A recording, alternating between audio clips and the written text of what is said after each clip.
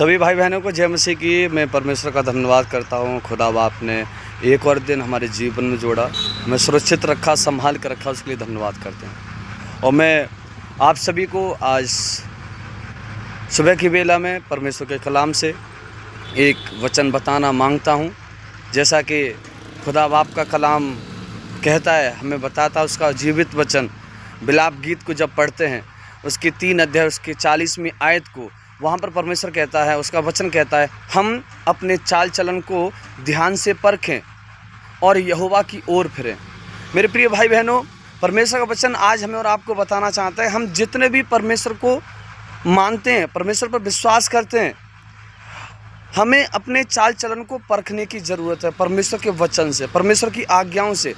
जैसे खुदा बाप ने अपने वचनों में कहा है, तुम निरंतर प्रार्थना करते रहो, उपवास करते रहो, क्योंकि परमेश्वर का वचन कहता है जैसे परमेश्वर ने मूसा को आज्ञाएं दी, उन्हीं आज्ञाओं के द्वारा इजरायलियों को परमेश्वर ने बचाया।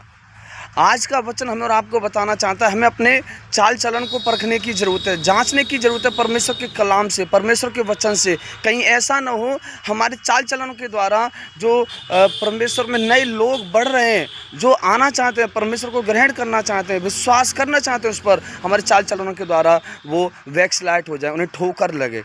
इसलिए मेरे भाई बहनों, हमें जांचने की ज़रूरत है, परखने की ज़रूरत है। परमेश्वर का वचन कहता है हमें उसके कलाम में रहने की ज़रूरत है। जब हम ऐसा करेंगे तो परमेश्वर का वचन कहता है वो हमें आशीषित करेगा, वो हमें ब्लेस करेगा। उसके वचन में चंगाई है, छुटकारा है, आज़ादी है, रिहाई है। मैं प्रभु का धन्यवाद करता हूँ।